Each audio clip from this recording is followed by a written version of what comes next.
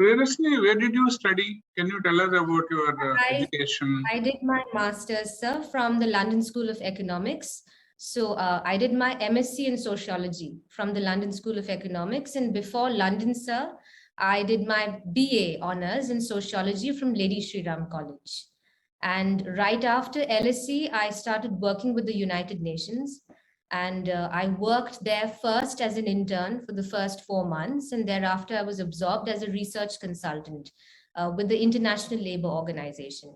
So this was based in Bangkok, sir. And it was a very fulfilling and satisfying experience because I was an intern to the director of the South Asia and Southeast Asia sector in ILO. So the exposure that I got, sir, was good. But at the same time, my motivation to join the civil services was further fueled by my experience in the United Nations, sir, because I felt that it is very important to engage with national governments. And I saw the importance of national governments. So my job, though, was very good, it was comfortable, but I wanted something more, sir. I wanted more experience at the ground level because it was becoming slightly theoretical for me. Priyadarshini, the kind of exposure you have and also the background, I think the service is enriched. I can say that we'll have a wonderful officer going forward. So your experience and your clarity, that's amazing. So I'm very impressed with this, the way you are putting across your ideas. So now, now that it's a very interesting journey, very few candidates, of course, some candidates do this, like they study outside, but still they prefer to come to India to become a civil servant. It's a very rare set of people, but you are one among them. So that means you started preparing after coming back here or while you were studying there? Sir, after I came back from Bangkok, I decided to prepare. In fact, sir, for a very long time, my parents were very keen that I appear for the civil service, but I used to constantly have discussions, debates with them, and I wanted to be firmly convinced before I started preparation. So I also remember during my work in the United Nations, I was becoming very keen for the foreign service as a service, sir. But during my preparation, after I returned to India, I realized that my discipline, which is sociology, will have such a strong bearing on my work as an administrator. And I had a change of heart, and I placed greater faith in the IAS to be able to essentially engage with people at a more direct and immediate level. So, sir, I placed the Foreign Service as a second close to the IAS, and IAS became my first preference, sir. Wonderful. So, so that is the gain for IAS then. So that's very kind, sir. You also did training as an IPS officer. You joined IPS. Yes. So can you tell us how was it? How was the training? It's always, they say that it's tough, but very useful as an officer. Absolutely. In fact, sir, I'm so grateful that my first attempt made it for me to the IPS, because all this while IPS remained an enigma. So one understands and learns about the IPS often through popular media and movies.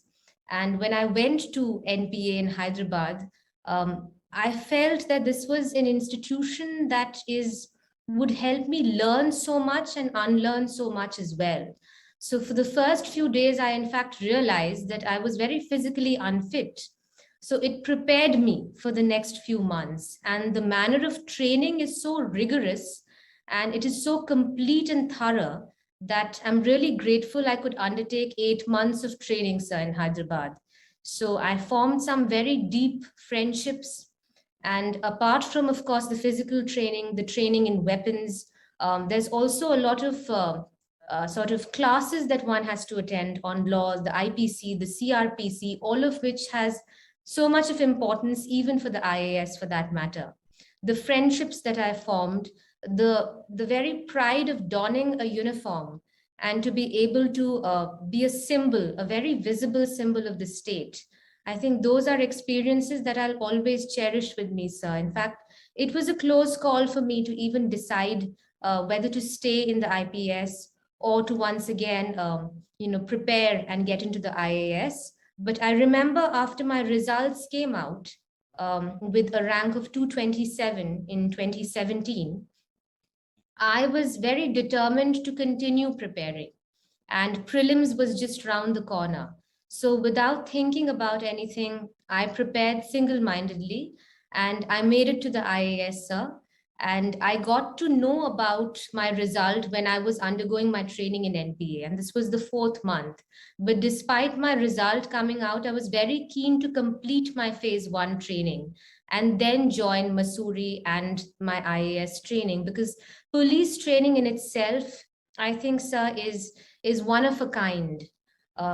It has a very sort of a holistic focus on both the physicality, the physical fitness, the mental sharpness of a person, as well as extensive classes on law, jurisprudence, medico-legal aspects, which I felt, sir, would help me later on in my future as well.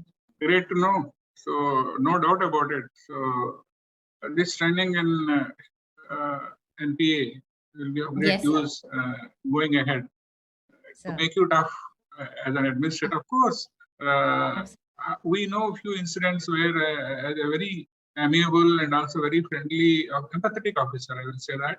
So I heard about an incident where actually impromptu we came to, of course, we are administrators, we are civil servants, we are public servants.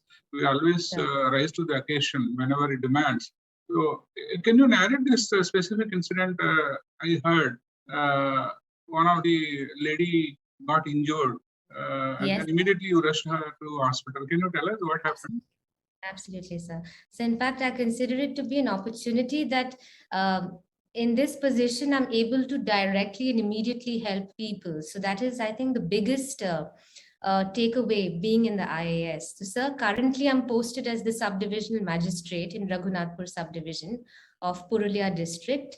And I had a lady who started coming to my end. She would come, let's say, once or twice a week.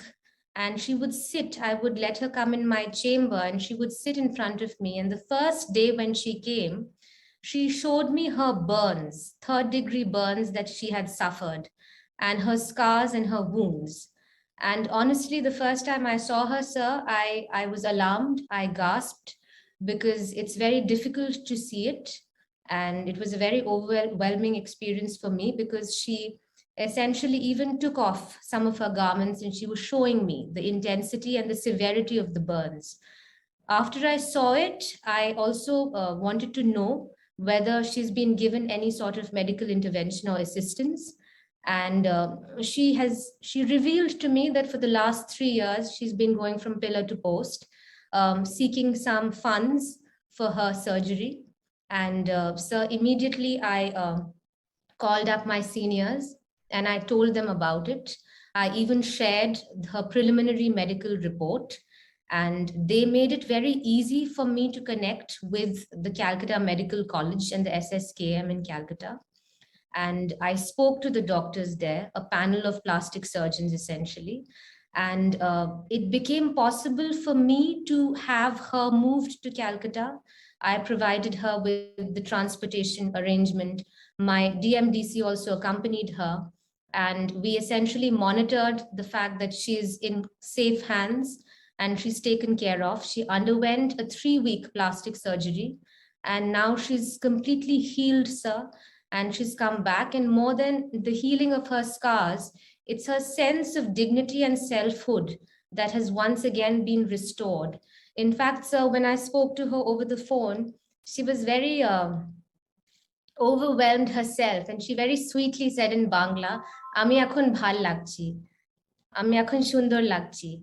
And I think, sir, that for me was the biggest gift that I could receive, that a person who is scarred and bruised is now healing and is now in fact considering themselves to be beautiful. I think it was a very touching day for me, sir. In fact, I went over to my family.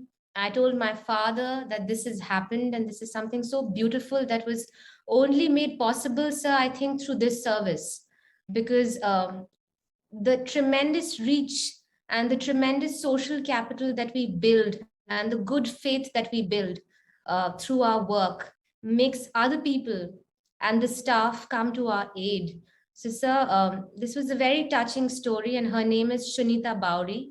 She's recovering, sir, and she's doing well.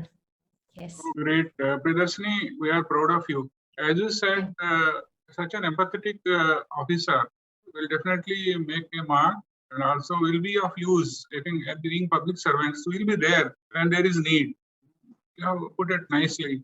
I think the service definitely will give you enormous opportunities while working in the field or otherwise also.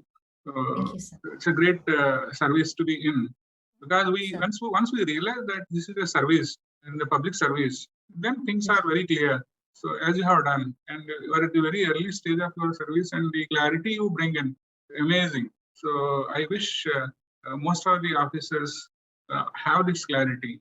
This will be beneficial for the country. That was an accident, or how it happened? While cooking, sir. This was an accident. It was an accident. At her home, sir. Yes. Yeah.